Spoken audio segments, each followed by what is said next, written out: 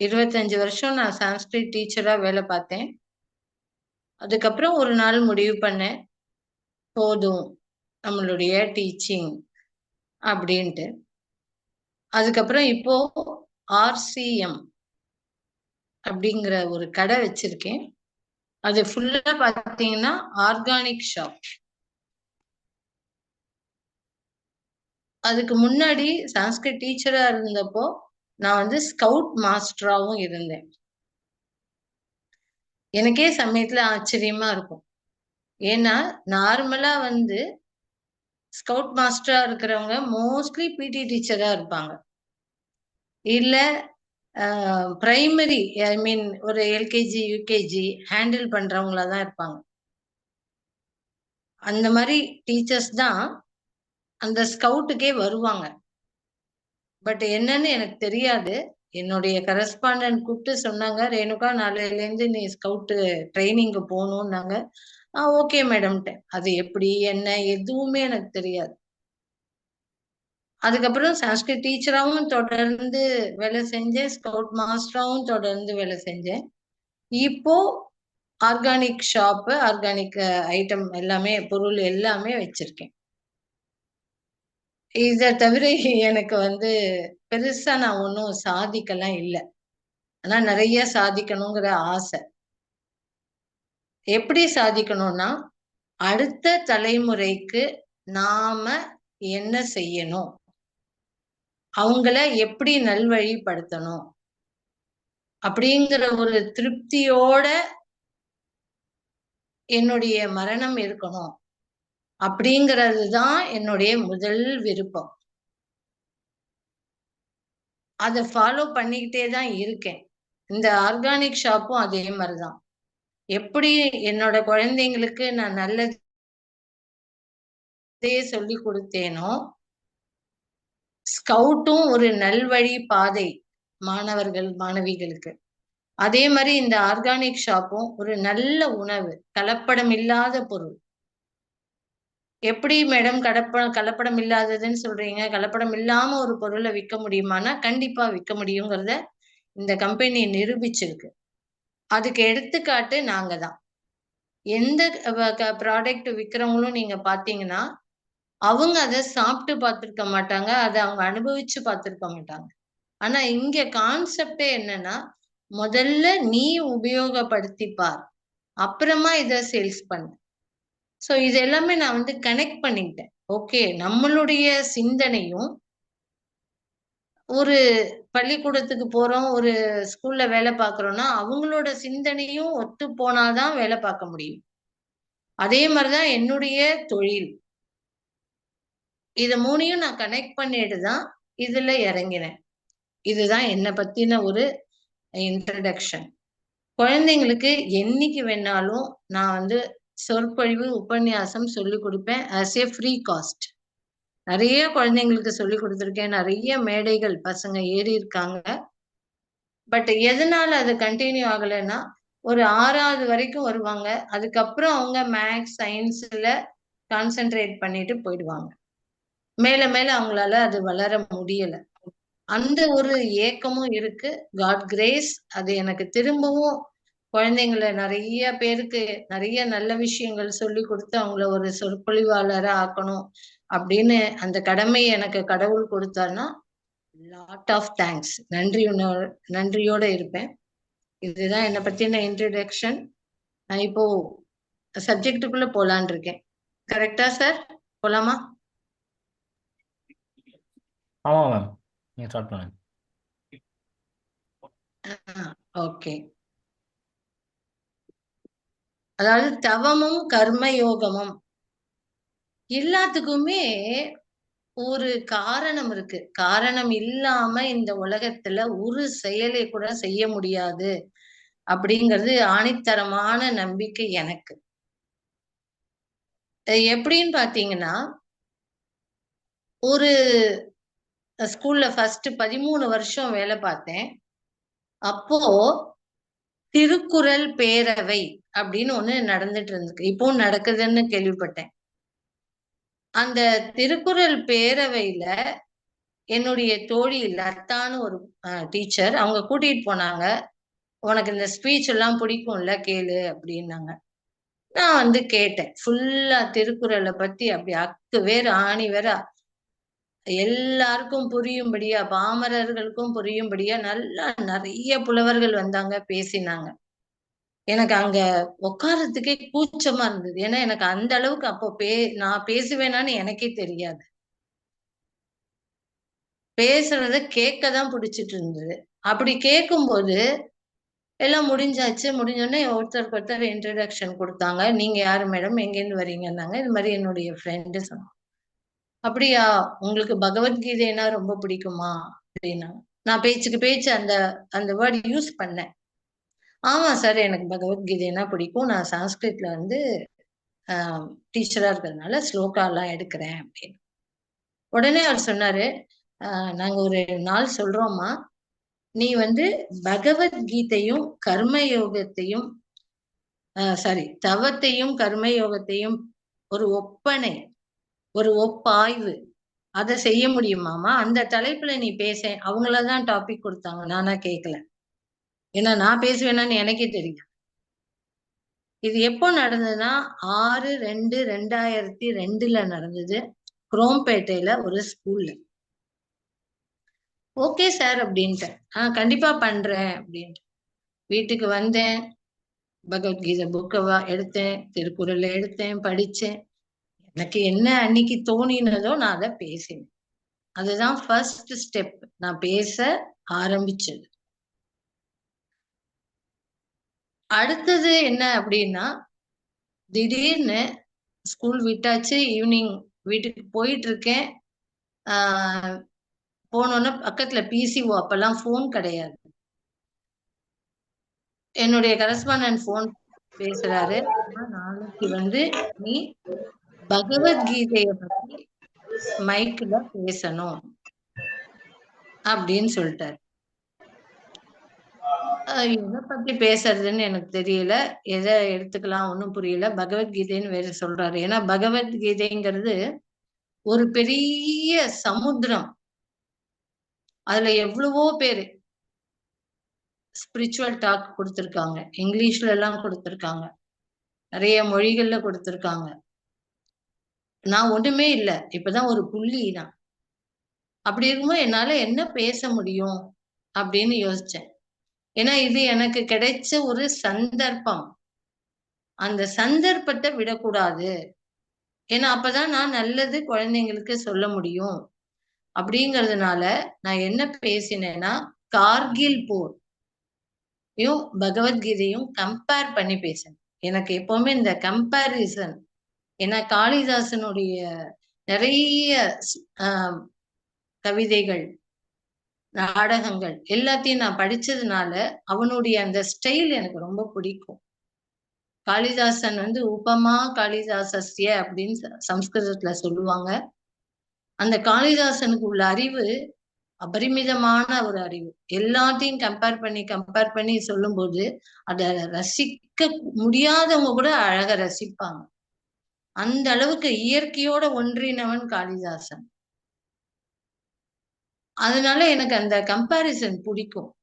அதை வச்சு நான் கிட்டத்தட்ட ஒரு தூக்கம் வரல, ஒரு பயம். காலையில ஒரு கரஸ்பாண்டன்ட்டுக்கு எய்த்தாப்ல பேசணும், ஒரு 25 டீச்சர்ஸ்க்கு முன்னாடி பேசணும், குழந்தைங்களுக்கு முன்னாடி பேசணும், அந்த குழந்தைங்களுக்கு புரியணும் அப்படிங்கிற ஒரு கவலையில நான் தயார் பண்ணிட்டு போனேன்.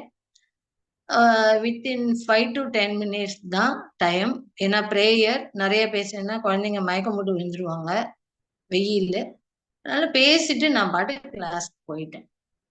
ஈவினிங் சைன் பண்ண வந்த போது கரஸ்பாண்டன்ட் சொன்னாரு, எக்ஸலன்ட் ஸ்பீச், அருமையா இருந்ததுமா, இப்படியே நீ கண்டினியூ பண்ண அப்படின்னு சொன்னார். அப்பதான் நம்ம நல்லா பேசியிருக்கோம் போல இருக்கு, யாரோ ஒரு மனசுல அது கொஞ்சம் பதிஞ்சிருக்கு, இது போரும் அப்படின்றதான். அதுக்கப்புறம் நான் என்னுடைய பேச்சு ஆற்றலை நான் வளர்த்துக்கிட்டே இருந்தேன். நிறைய படிக்க ஆரம்பிச்சேன். நார்மலா கொஞ்சம் படிக்கிறது பிடிக்கும். இதுதான் இன்னும் அதிகமா ஆச்சு எனக்கு. ஏன்னா குழந்தைங்களுக்கு ஏதோ நல்லது சொல்ல போறோம், குழந்தைங்களுக்கு நல்லது சொல்ல போறோம். இதுதான் ஒரு மைண்ட்ல ஓடிக்கிட்டே இருந்தது. 13 வருஷம் ஒரு ஸ்கூல்ல வேலை பார்த்து முடிச்ச உடனே வேற ஒரு ஸ்கூலுக்கு போக வேண்டிய சூழ்நிலை ஏற்பட்டது. அப்போ அங்க எனக்கு இன்டர்வியூ வச்சும்போது ஒரு கேள்வி கேட்டாங்க. அதாவது சப்ஜெக்ட்லேருந்து ஆழமான விஷயத்த கேட்டாங்க. ஆன்சர் பண்ணினேன். அப்புறம் என்ன கேட்டாங்கன்னா, "நீ இந்த மாரி 13 வருஷம் வேலை பார்த்தேன்னு சொன்னியே, ஒரு புக்கு கூட ரிலீஸ் பண்ணலையே, அவ்வளோதானா உன்னுடைய நாலேட்ஜ்?" அப்படின்னாங்க. இந்த கேள்வி வந்து கேட்பாங்களான்னு கூட எனக்கு தெரியாது. ஏன்னா யாரும் இதுவரைக்கும் என்ன பார்த்து இந்த கேள்வி கேட்டதில்ல. எல்லா ஸ்கூல்லயும் என்ன பண்ணுவாங்க அப்படின்னா, ஒரு புக்க குடுப்பாங்க. "நீங்க எப்படி நடத்துறீங்க பார்க்குறோம்" அப்படின்னு சொல்லிட்டு ஒரு குரூப் உட்காந்து பார்ப்பாங்க. நம்மளுடைய நாலேட்ஜ், நம்மளுடைய பாடி லாங்குவேஜ், நம்ம குடுக்கக்கூடிய அவங்க கேட்கக்கூடிய கொஸ்டின்க்கு நம்ம தரக்கூடிய ஆன்ஸர தான் பார்ப்பாங்களே தவிர, இந்த மாரி ஒரு கேள்வி யாரையும் கேட்டதா எனக்கு தெரியல. உடனே எனக்கு பொறி தட்டுனா மாதிரி இருந்தது. ஓ! இப்படியெல்லாம் கேள்வி கேட்பாங்களா? நம்ம என்ன ஆன்ஸர் பண்றது? என் மனசுல இருந்தது நான் அப்படியே சொல்லிட்டேன். சார் என்னையெல்லாம் இது மாரி யாரும் கேள்வி கேட்டதே இல்ல. நீங்க இப்படி ஒரு கேள்வி கேட்டிருக்கீங்க. I will do my best. எவ்ளோ சீக்கிரம் முடியுமோ, நான் அத செஞ்சு காமிப்பேன். அப்படின்னு சொல்லிட்டு, வீட்டுக்கு வந்துட்டேன். அந்த இன்டர்வியூலயும் என்ன செலக்ட் பண்ணாங்க. அந்த ஸ்கூல்லயும் நான் ஜாயின் பண்ணிட்டேன். செஞ்சு ஒரு 6 மந்த்துக்குள்ள அவ்வளோதான் நான் டைம் எடுத்துக்கிட்டேன். எடுத்து தவமும் கர்மயோகமும் அப்படிங்கிற ஒரு புக்க ரிலீஸ் பண்ணிட்டேன். அப்புறம் நான் ஆராய்ச்சி பண்ணினேன். மத்தவங்கலாம் என்ன பண்ணியிருக்காங்க அப்படின்னு. மத்தவங்க எல்லாரும் அங்க வேலை பார்த்த டீச்சர்ஸ் பாதி பேரு சப்ஜெக்ட் ஓரியன்டடா புக் ரிலீஸ் பண்ணாங்க. இப்ப நான் சான்ஸ்கிரிட் டீச்சர் அப்படின்னேன்னா, அதுக்கு ஏத்த மாரி ஒரு அ சுபாஷிதானியோ, அந்த மாரி ஒரு புக்க குட் சேயிங் அந்த மாரி கூட நான் ரிலீஸ் பண்ணியிருக்கலாம். ஏன்னா, இது ஹை சப்ஜெக்ட். இது வந்து எல்லாருக்கும் புரியுமான்லாம் எனக்கு தெரியாது. பட் எனக்கு என்ன தோணினதுன்னா, எனக்கு பிடிச்ச விஷயம். இத எப்படி நான் கொண்டு போறேன் அப்படிங்கிறதுனால, இந்த செகண்ட் டைம் 2002ல தவமும், கர்மயோகமும் ஒரு ஒப்பாய்வு பத்தி ஒரு தலைப்புல பேசினேன். அதுக்கப்புறம் எத்தன வருடங்கள் கழித்து 2013ல நான் இந்த புக்க ரிலீஸ் பண்ணேன். தவமும், கர்மயோகமும் அப்படின்ட்டு. ஏன் இது திரும்ப திரும்ப இத பத்தியே நான் வந்து யோசிச்சேன் அப்படின்னா, அதாவது மனிதனுக்கு சொன்ன நூல் வந்து திருக்குறள். மனிதனுடைய சிந்தனைய அதுல இருக்கு. கடவுள், இறைவன் மனிதனுக்கு சொன்ன நூல் தான் பகவத்கீதை. அதுல என்ன இருக்கு? இறைவனின் சிந்தனை இருக்கு. இது வந்து நமக்கு கிடைச்ச ஒரு பெரிய புதையல். இந்த புதையல நம்ம என்ன பண்ண போறோம்?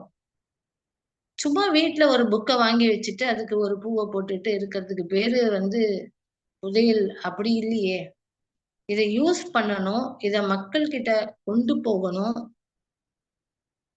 ஏன்னா ஃபர்ஸ்ட்டு ஆசிரியர்ங்கிறது அம்மா தான். அம்மா தான் சொல்லிக் குடுத்தே ஆகணும். அதுக்கு அடுத்தது தான் குரு. ஏன்னா அதுக்கப்புறம் தான் வீட்லேருந்து ஆரம்பிச்சா தானே அவங்க பள்ளிக்கூடத்துக்கு வரப்போறாங்க. அப்போ இந்த புதையல மக்களுக்கு நம்ம புரிய வைக்கணும் அப்படிங்கிறது தான் என்னுடைய ஒரு ஆசை. தவத்துல என்ன சொல்றார் திருக்குறள்? சிம்பிளா நான் சொல்றேன். ஏன்னா, இதுலேருந்து ஒரு 10 குறள எடுத்துக்கிட்டேன். தவத்திலேருந்து, தவங்கிற அதிகாரத்திலேருந்து, அந்த 10 குறளுக்கு ஒப்பான ஒரு ஸ்லோகங்கள் பகவத்கீதையில கர்மயோகத்துல இருக்கிறத அதையும் நான் எடுத்துக்கிட்டேன். அதுலேருந்து நான் என்ன சிந்தனை பண்ணினேன் அப்படிங்கிற விஷயத்தையும் அந்த புக்ல இருக்கு. இது எளிமையா எல்லாருக்கும் புரியக்கூடியது. இன்னைக்கு அத படிச்சு பார்த்தோம்னா, எனக்கு ஒரு சிரிப்பு தான் வருது. என்னன்னா, எத்தனையோ மகான்கள், எத்தனையோ புலவர்கள், எத்தனையோ பேராசிரியர்கள், இலக்கியவாதிகள் நெறைய எழுதியிருக்காங்க. நான் வந்து ஒரு குழந்தை தவழும்போது என்ன எப்படி ரியாக்ஷன் இருக்குமோ, அந்த ரியாக்ஷன் தான் இந்த புக்ல இருக்குன்னு நான் நெனைக்கிறேன். ஏன்னா, அப்ப நான் நடக்க கூட ஆரம்பிக்கல. ஏதோ தோணினத ஒரு ஒளறி வச்சிருக்கேன். அதான் உண்ம. அதுலேருந்து மாற்று கருத்தே கிடையாது. நீங்க யார் படிச்சாலும் சொல்வீங்க. ரொம்ப சிம்பிளா நிறைய சொல்லலாமே அப்படின்னு. என்னுடைய டார்கெட், நம்மள சொல்லிட்டாங்க, நம்ம நல்லபடியா ஒண்ணு செஞ்சு காமிக்கணும். அதுவும் ரொம்ப டைம் எடுத்துக்க கூடாது அப்படிங்கிறதுனால அந்த அவசரத்திலையும் ஒரு சிறு துளி தான் என்னால கொடுக்க முடிஞ்சது. தவம்ல என்ன சொல்றாங்கன்னா, உயிர்களுக்கு துன்பம் செய்யாத. இதுதான் அந்த 10 குறளுடைய ஒரு கிஸ்ட், சாறு. ஃபர்ஸ்ட் ஸ்லோகம், ஃபர்ஸ்ட் குறள் என்ன? உற்ற நோய் நோன்றல் உயிர்க்கு உருகன் செய்யாமை அற்றே தவத்திற்கு உரு. அதுலதான் ஆரம்பிக்கிறார் திருவள்ளுவர். என்னன்னா, உனக்கு ஒரு நோய் வந்தா அதை பொறுத்துக்கோ, பிறருக்கு துன்பம் செய்யாத. இதுதான் ஒரு தவத்துக்கு இலக்கணம் அப்படின்னு வள்ளுவர் ஆரம்பிச்சிருக்காரு. அதே அடுத்தடுத்து என்ன சொல்றாருன்னா, ஒழுக்கம் இருக்கணும். இல்லறம்ங்கிறது எதுக்கு? துறவிகளுக்கு நீ உதவி செய்ய வேண்டும். இது மாதிரியே தான் கொண்டு போறாரு 10 குறளும். இதேதான் கர்மயுகத்துல கடவுள் நமக்கு சொல்றது என்னன்னா, இந்திரியங்களை அடக்கு, மனதை கட்டுப்படுத்து, அதை நல்வழியில கொண்டு போ. அடுத்தடுத்த ஸ்லோகங்கள்ல என்ன சொல்றாரு? சாஸ்திரத்தில் என்ன விதிக்கப்பட்டதோ அந்த கர்மாவை செய். அந்த கர்மாவையே நீ செய்ய மாட்ட அப்படின்னா, எதுவுமே செய்ய மாட்டேன், கர்மாவையும் செய்ய மாட்டேன், சொன்னதும் கேட்க மாட்டேன்னா, நம்ம இந்த உடலை எடுத்து அதை வேலை செய்யறது, இந்த உடல் கூட நமக்கு ஒரு கஷ்டமா தான் இருக்கும். அதை பேணுவதற்கு, உடலை காப்பாத்துறது கூட ஒரு கஷ்டமா போயிடும் அப்படின்னு பகவானும் அதேதான் சொல்றாரு.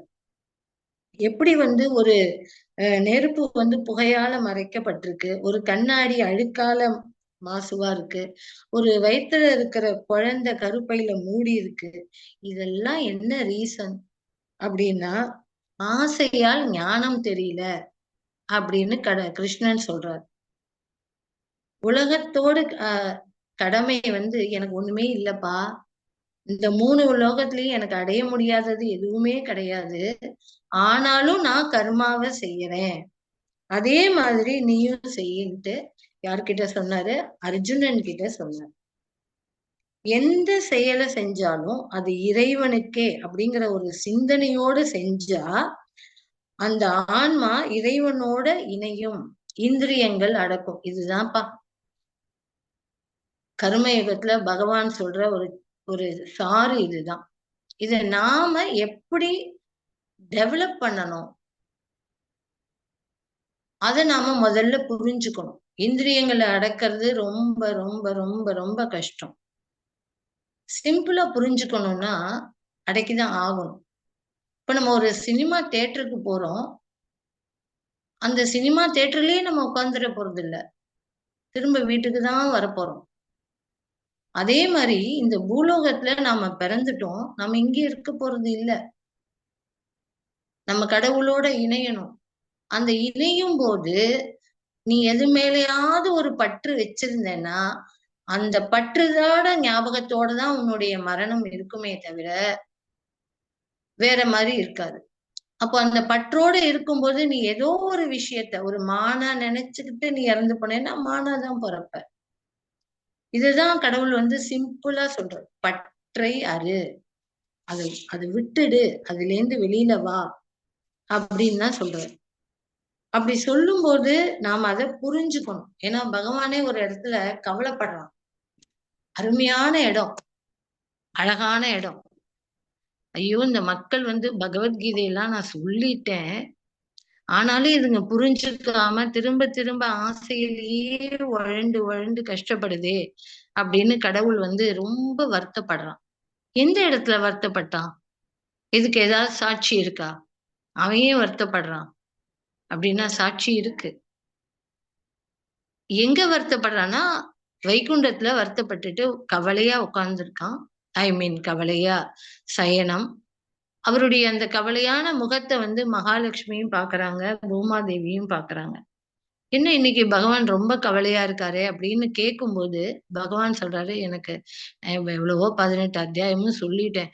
ஆனாலும் இந்த மக்கள்லாம் வந்து ஆசையே விடமாட்டேங்கிறாங்களே! அத நினைச்சு எனக்கு ரொம்ப கவலையா இருக்கு அப்படிங்கும்போது, அ லக்ஷ்மிய பார்த்து கேட்குறாங்க. அம்மா நீ வந்து திரும்ப பூலோகத்துல போய் மக்களுக்கு கொஞ்சம் நல்லதெல்லாம் சொல்லிட்டு வாயேன் அப்படின்னு சொல்லும்பொழுது, அப்போ பகவான் லக்ஷ்மி சொல்றாங்க, சாரி என்னால முடியாது. ஏன் அப்படின்னு கேட்கிறாரு. ஏற்கனவே நான் 2 அவதாரத்தோட நீங்க போனீங்க. நான் உங்களோடயே பின்னாடியே வந்தேன்.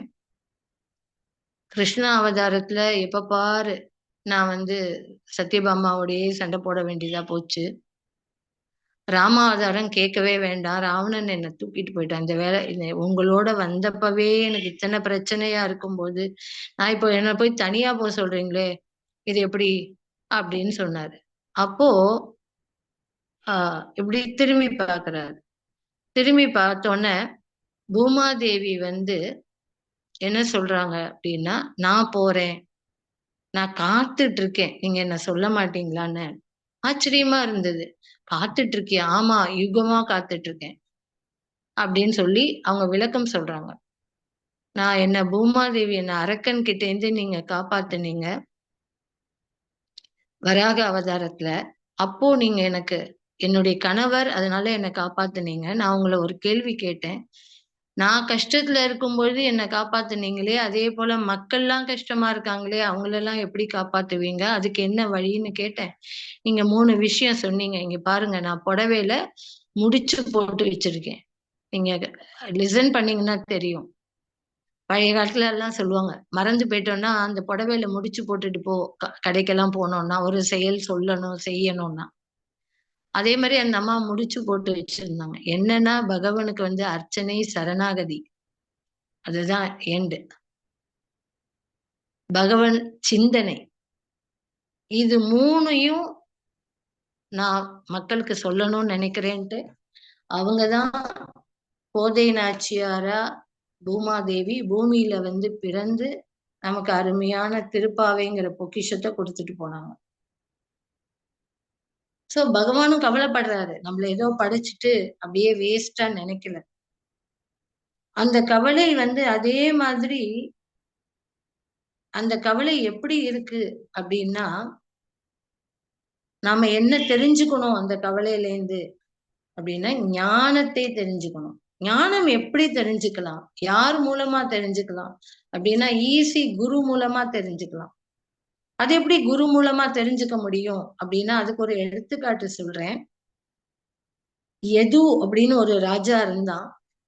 அவன் வந்து அவதூதரான தத்தாத்திரேயர ஒரு சமயம் வந்து பார்க்கும்படியா நேர்ந்துச்சு. அப்படி பார்க்கும்போது ரொம்ப ஆச்சரியப்பட்டான். அவர் என்ன ஒரு சின்ன குழந்தை மாரி ஒரு திகம்பரரா இங்கேயும் அங்கேயும் சுத்திக்கிட்டே இருக்காரு. ஆ அவரால எப்படி இப்படி ஒரு பீஸ்ஃபுல்லா இருக்க முடியுது? சந்தோஷமாக இருக்க முடியுது? எந்த கர்மாவும் அவர் செய்யல. அதுல வேடிக்கை அதுதான். நம்ம காலையில எந்திரிக்கிறோம், குளிக்கிறோம், சாப்பிடுறோம், எத்தனையோ பேர்கிட்ட பேசுறோம், வியாபாரங்கள் இருக்கு. ராஜான்னா கேட்கவே வேண்டாம். அவனுக்கு எத்தனையோ பிரச்சனைகள். இவரு ஒண்ணுமே செய்யல. சந்தோஷமா இருக்காரே! எப்படி அவரால முடியுது? அப்படின்னு கேட்டோனே அவரு போய் நேராவே கேட்டுட்டாரு. அப்ப அந்த தத்தாத்திரேயர் சொல்றாரு, "அப்பா, நான் இந்த மாதிரி இருக்கறதுக்கு நான் இந்த மாதிரி இருக்கறதுக்கு காரணம், எனக்கு 24 குரு இருந்தாங்க. நமக்கு ஒரு ஸ்பிரிச்சுவல் குருவே நம்ம வந்து அவங்கள்ட்ட போயி எதுவும் கத்துக்க மாட்டேங்கிறோம். மாறி, மாறி இந்த குருகிட்ட இந்த ஒரு தப்பு இருக்கு, அந்த குருகிட்ட அந்த தப்பு இருக்குன்னு குரங்கு மாரி தாவிக்கிட்டே இருக்கோம்.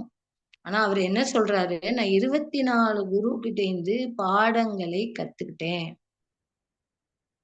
அதனால தான் எனக்கு எதுலயும் ஒரு பற்று இல்லாம, ஒரு ஈடுபாடு இல்லாம, அப்படியே ஒரு காரியம் நான் செஞ்சா கூட அது என்னோடது இல்ல.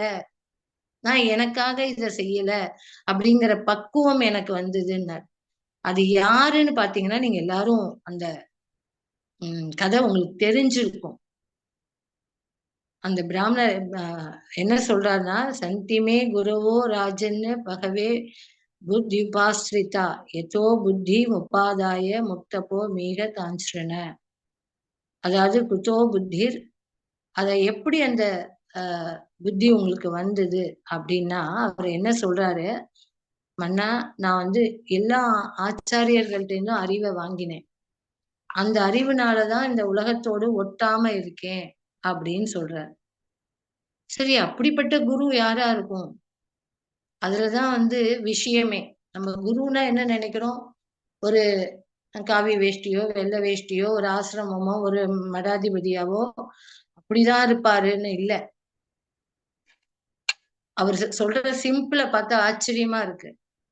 அவர் யார் யாரெல்லாம் குருவா நினைச்சாருன்னா, பூமி, காத்து, ஆகாயம், தண்ணீர், ஒரு மலை பாம்பு, அக்னி, சந்திரன், சூரியன், புறா, கடல், விட்டில் பூச்சி, தேனி, ஆண் யானை, தேன் எடுக்கிறவன், மான், மீன், ஒரு பிங்களாங்கிற ஒரு பெண், அப்புறம் குராங்கிற ஒரு பறவை, பாலகன், கன்னிகை சின்ன பெண், அம்பு தொடுப்பவன், சர்ப்பம் பாம்பு, மலைப்பாம்பு வேற சர்ப்பம் வேற, சிலந்தி பூச்சி, குளவி அப்படிங்கிறார் அவரு. பூமியிட்டேந்து நான் என்ன கத்துக்கிட்டேன்? அதுதான் என்னுடைய முதல் குரு. என்ன கத்துக்கிட்டேன் அப்படின்னா, எத்தனை துன்பம் வந்தாலும் பொறுமைங்கிற குணம் அந்த பூமி கிட்ட இருக்கு. காத்து எல்லா இடத்துலயும் சஞ்சாரம் பண்ணுது. ஏதாவது ஒரு இடத்துல ஆகா இங்க நிறைய பஜன் ஸ்பிரிச்சுவலா பேசுறாங்களே, நல்லா இருக்கே அப்படின்னு அங்க நிக்கல, ஓடிக்கிட்டே இருக்கு. ஆகாயம் எங்கும் நிறைஞ்சிருக்கு அப்படிங்கிற தத்துவம், இறைவன் எங்கும் நிறைந்தவன் அப்படிங்கிற தத்துவத்தை ஆகாயத்துக்கிட்டே இருந்து கத்துக்கிட்டேன். தண்ணி தண்ணி வந்து சுத்தமா இருக்கு. அது சுத்தமா இருக்கிறது மட்டும் இல்ல, மனிதனையும் சுத்தப்படுத்துது. அடுத்தது அக்னி, அதுக்கு நல்லது கெட்டது எதுவும் தெரியாது, எல்லாத்தையுமே சாம்பல் ஆக்கிடும், பாவத்தை போக்கும். சந்திரன் வளர்ப்பிறையில வந்து வளரும், தேய்பிறையில தேயும். ஆனா அதனுடைய மாற்றம் எப்பவும் ஒரே மாதிரிதான் இருக்கும். அதனுடைய தோற்றம் ஒரே மாதிரிதான் இருக்கும். இன்னைக்கு ரொம்ப நல்லா இருக்கு, இன்னைக்கு மழை பெஞ்சுது அப்படின்ட்டு அது அந்த மூன்றாம் பிறைன்னு அந்த மூன்றாம் பிறை என்ன அளவோ அதுதான் இருக்கும். சூரியன் நீரை உறிஞ்சி திரும்ப அது பற்று இல்லாம மழையை கொடுத்துருது. புறா தன்னுடைய குடும்பத்துக்காக வாழறது. தன்னுடைய மனைவி இறந்தோன்ன புறாவும் இறந்துரும். அஜ்ஞானம், இந்த அஜ்ஞானத்தை நாமளும் விட்டுடணும். மலை பாம்பு தன்னோட வாயில விழறதுதான் அது சாப்பிடும். கடல் எத்தனை நதி கலந்தாலும் சரி, கலக்கலனாலும் சரி, அதை ஆழம் காண நம்ம முடியாது, ஒரே மாதிரிதான் இருக்கும். விட்டில் பூச்சி புலன்களை அடக்க தெரியல, தீயில போய் விழுந்து இறந்து போயிடுது. தேனி தனக்கானதை மட்டும் சேமிச்சா பரவாயில்ல, அதிகமா சேமிக்குது, அதனால அதுக்கு அழிவு ஏற்படுறது. ஆண் யானை பெண் யானையோட மோகத்தால அது பின்னாடியே போய் பள்ளத்துல விழுந்து அதுவும் இறந்து போயிடும். தேன் எடுப்பவன், தேன் எடுக்கிறவன் பாத்தீங்கன்னா கருமையா இருப்பான், தனக்காக எடுக்கல, மற்றவங்களுக்காக அதை எடுக்கலாம், மத்தவங்க அதை வாங்கி சாப்பிடுறாங்க. மான் அதை ஏதாவது ஒரு இசையில மயங்கி வலையில போய் மாட்டிக்குது. மீன் தூண்டில்ல இருக்கிற உணவை நம்பி போயிடுது.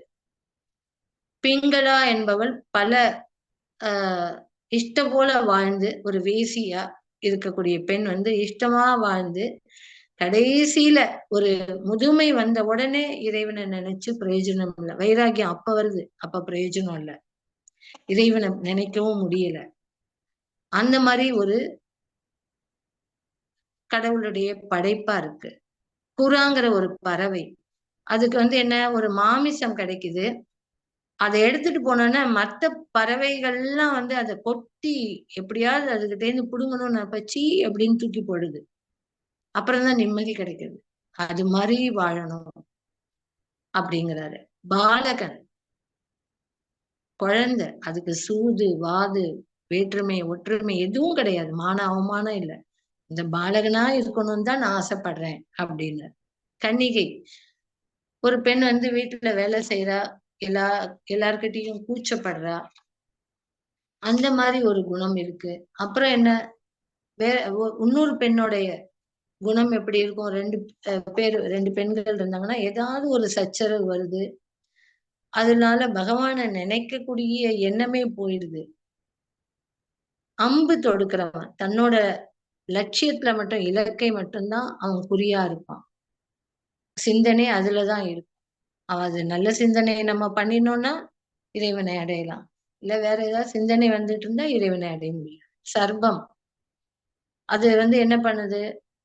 நம்ம கொஞ்ச நாள் தான் வாழப் போறோம். எதுக்கு நம்ம வீடு கட்டிக்கிட்டு அப்படின்னு ஒரு கரையாம்புத்துல போய் எலி வலையிலயோ பாம்பு வளர்ந்துரும். சிலந்தி பூச்சி தன்னோட உடல்ல இருந்து அந்த வாய்க்குள்ள இருந்து வழியா நூல் அப்படியே வெளியில பின்னி அதுக்கப்புறம் ஏதாவது ஒண்ணு அதுக்கு உணவு கிடைச்ச உடனே அப்படியே உள்ள இழுக்குது. அதே மாதிரிதான் பகவானும் அந்த கோலத்தையும் வெளியில கொண்டு வந்து பின் கல்பவரை முடியும் போது தானே உள்ள இழுத்துக்கிறான். குளவி குளவி என்ன பண்ணுது? ஆஹ் புழுவா போய் குளவியோட கூட்டுக்குள்ள பயந்து பயந்து பயந்து அந்த குளவியே சிந்தனை பண்ணிட்டு அதுக்கப்புறம் அது மறுபிறப்ப அடையவே மாட்டேங்குது. இந்த மாதிரி இந்திரியங்களால துன்பம். இது பாத்தீங்கன்னா நான் சொன்ன சில மிருகங்கள் பறவைகள் எல்லாமே ஒரு இந்திரியத்தால கஷ்டப்படுது.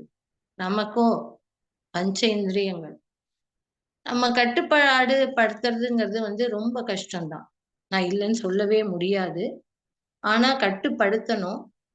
அந்த கட்டுப்பாடு இருந்தா அந்த இறைவனுடைய சிந்தனை இருந்தா நாம நிச்சயமா பகவானை அடைய முடியும். இது நாம குழந்தைங்களுக்கு ஆரம்பத்துல இருந்தே சொல்லி கொடுக்கணும்.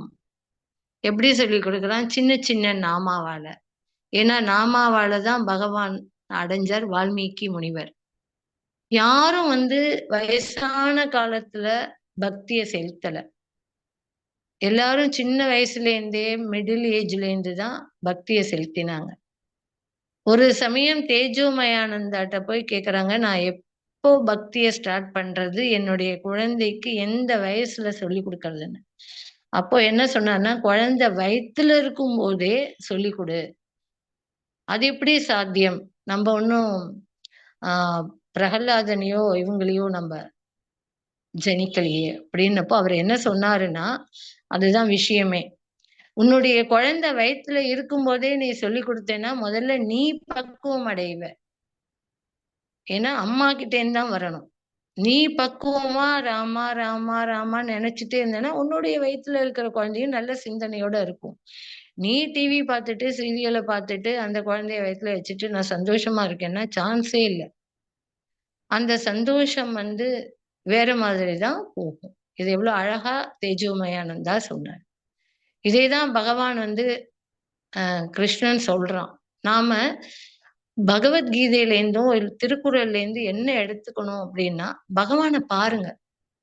அவன் சின்ன வயசுல எனக்கு ஏன் கிருஷ்ணன் கிருஷ்ணன் கிருஷ்ணன்னா உயிர் அப்படின்னா, அவன் சின்ன வயசுல நம்மள மாதிரி ஓடி ஆடி விளையாடி அந்த கோபிகைகள் எல்லாம் பாடா படுத்தி வெண்ணெயை சாப்பிட்டு அந்த வெண்ணெயை சாப்பிட்டது கான்செப்ட் வேறையா இருந்தா கூட அந்த விளையாட்டுத்தனம் இருந்தது. அதுக்கப்புறம் ஒரு ராஜாவா ஆனோன்னா எல்லா மக்களையும் புரிஞ்சுண்டு ராஜாவா அரசாட்சி புரிஞ்சான். அதுக்கப்புறம் ஒரு ஆசிரியனா ஜெகத்குருவா வசுதேவ சுதம் தேவம் கம்ச சாணூர மர்தனம் தேவகி பரமானந்தம் கிருஷ்ணம் வந்தே ஜெகத்குரு. அந்த ஜெகத்குருவா இந்த உலகத்துக்கு குருவானோன்ன அந்த மெச்சூரிட்டி தான் பகவான் இங்க காமிக்கிறான். அப்பா நீ சின்ன வயசுல என்ன வேணா பண்ணு, ஆனா சரியாயிடும்.